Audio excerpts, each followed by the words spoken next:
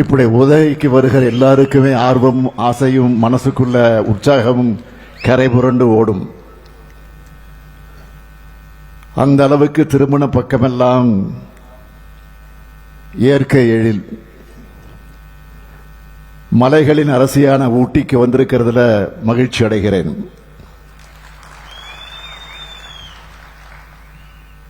இந்த எழுச்சிமிகு அரசு விழாவில் பங்கேற்றிருக்கக்கூடிய மாண்புமிகு அமைச்சர் பெருமக்கள், ஏவா வேலு அவர்களே,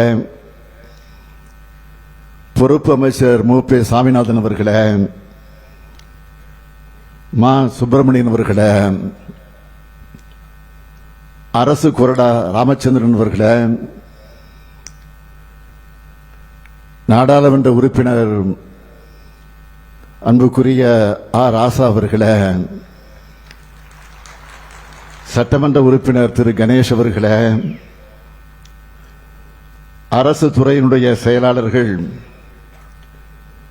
முனைவர் செந்தில்குமார் ஐஏஎஸ் அவர்களே, திரு ஜெயகாந்தன் ஐஏஎஸ் அவர்களே,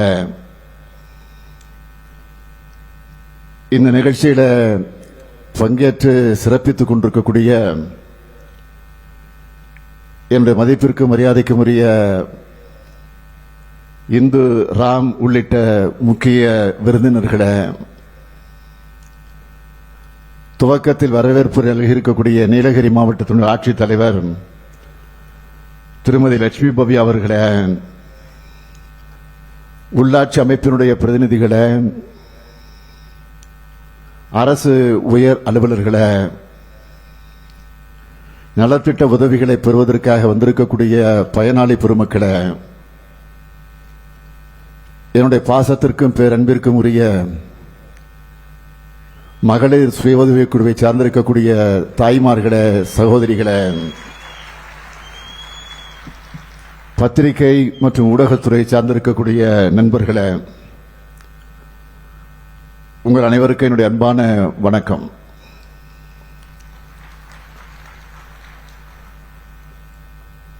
உங்க ஊருக்கு விருந்தினராக வந்திருக்க எனக்கு உங்களை பார்த்தா கொஞ்சம் பொறாமையாகத்தான் இருக்கு. கொளுத்தும் கோடை வெப்பத்துக்கு ஒரு இளைப்பாறலா நீலகிரி மாவட்டத்தில் இந்த மாபெரும் அரசு விழாவில் கலந்துக்கிறேன். இந்த விழாவை மிகுந்த எழுச்சியோடு மிக சிறப்பாக ஏற்பாடு செஞ்சிருக்கக்கூடிய மாவட்ட பொறுப்பு அமைச்சர் மாண்புமிகு சாமிநாதன் அவர்களுக்கும், அரசு கொறடா ராமச்சந்திரன் அவர்களுக்கும், தலைவர் கலைஞர் அவர்களால் தகத்தக சூரியன் அடையாளம் காணப்பட்டு இன்னைக்கு இந்தியாவே திரும்பி பார்க்கும் அறிவியல் சிறந்த நாடாளுமன்றவாதியாக திகழக்கூடிய உங்க எம்பி ராசா அவர்களுக்கும், மாவட்ட ஆட்சியர் திருமதி லட்சுமி பவி அவர்களுக்கும், இவங்களுக்கெல்லாம் துணையாக இருந்து கடமையை நிறைவேற்றியிருக்கக்கூடிய அனைவருக்கும் என்னுடைய பாராட்டுக்கள், வாழ்த்துக்கள். நீலகிரியின் வளர்ச்சிக்கு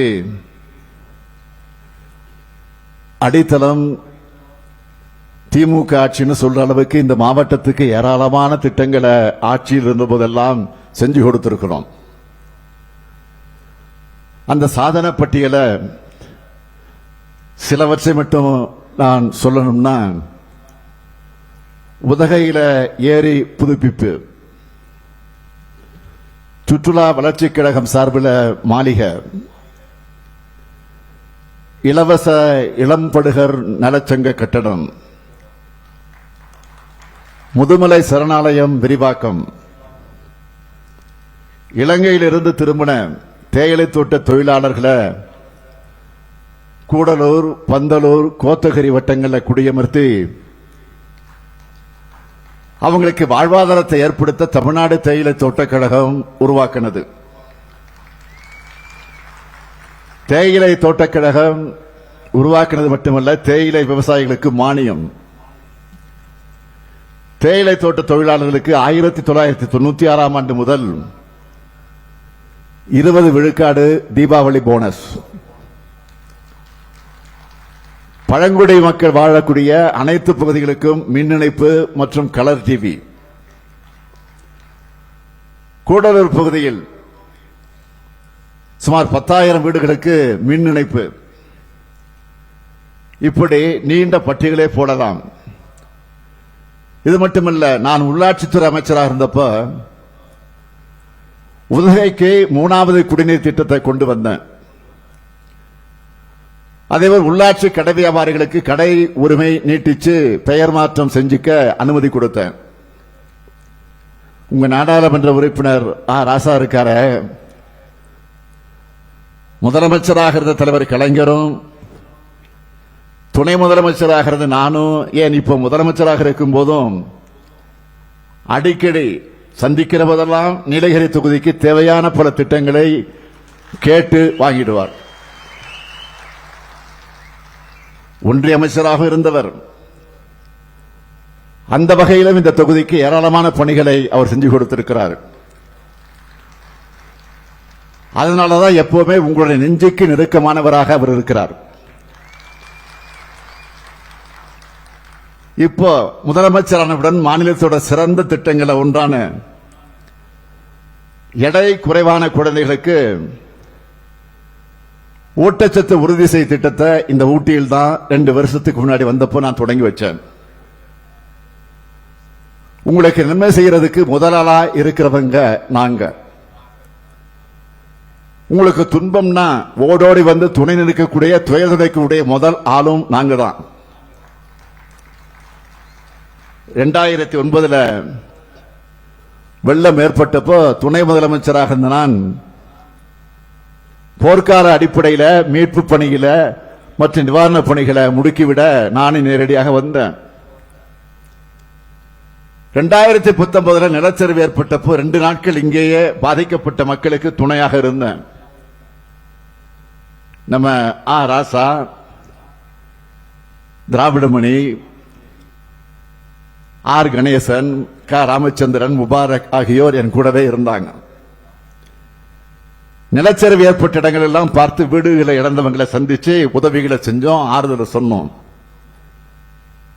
அன்றைய ஆட்சியாளர்கள் தூக்கத்தில் இருந்த ஆட்சியாளர்களை எழுப்பி நீலகிரிக்கு வர வச்சதும் திமுக தான்.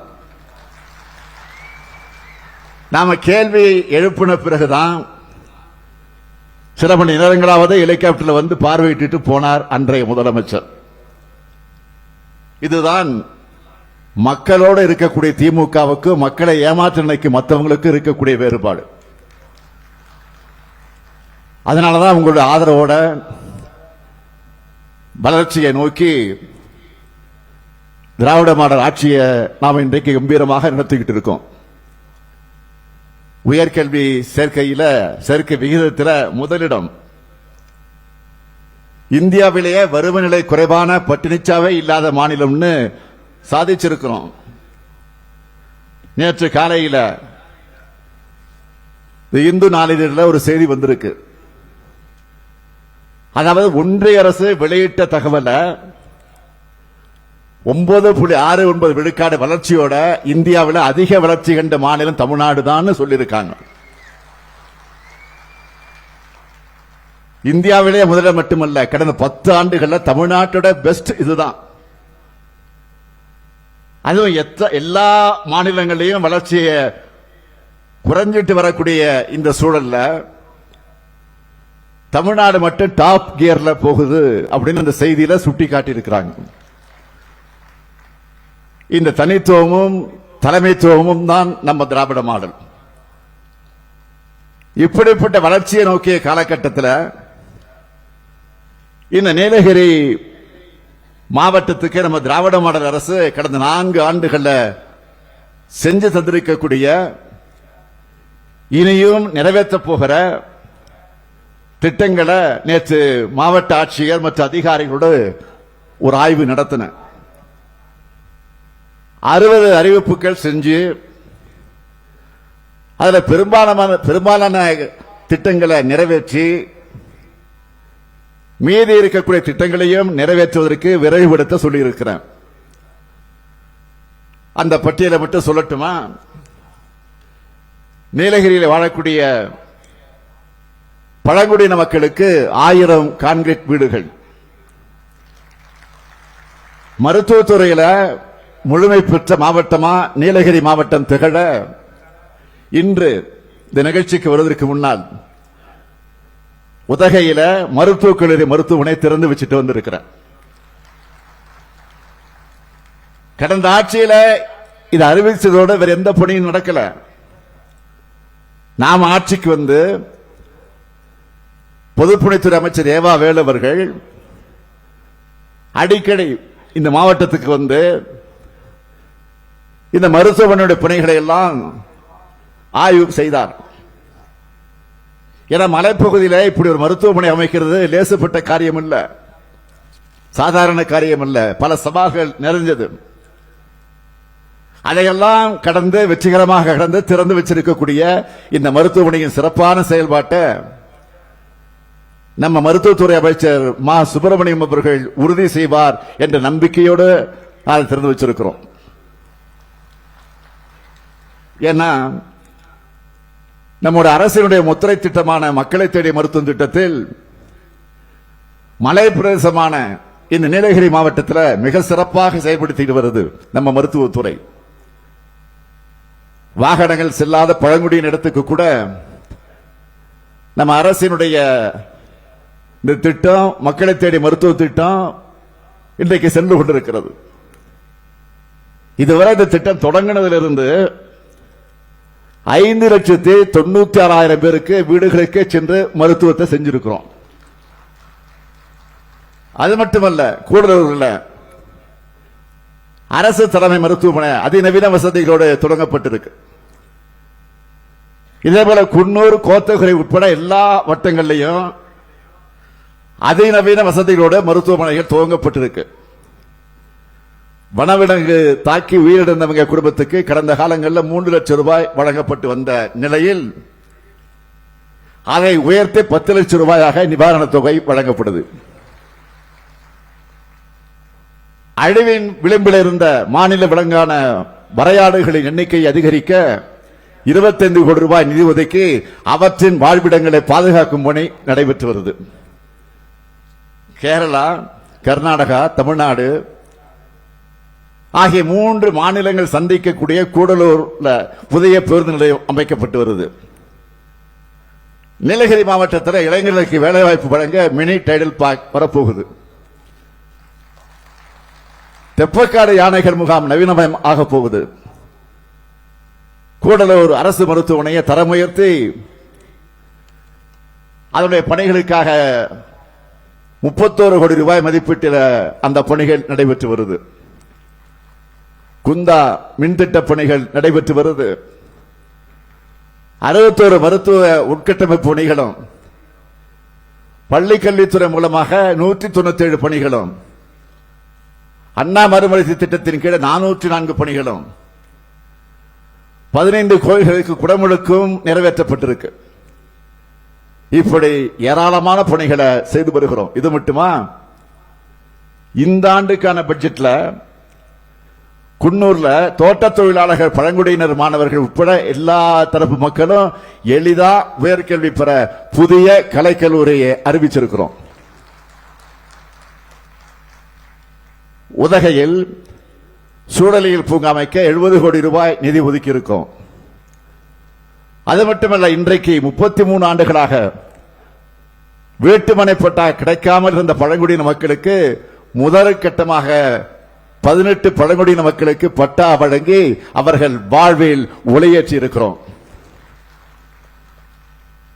பிளே ஸ்டோர் மற்றும் ஆப் ஸ்டோரில் இருந்து பாலிமர் செயலியை QR கோடு மூலம் பதிவிறக்கம் செய்யுங்கள். செய்திகளை உடனுக்குடன் பெறுங்கள்.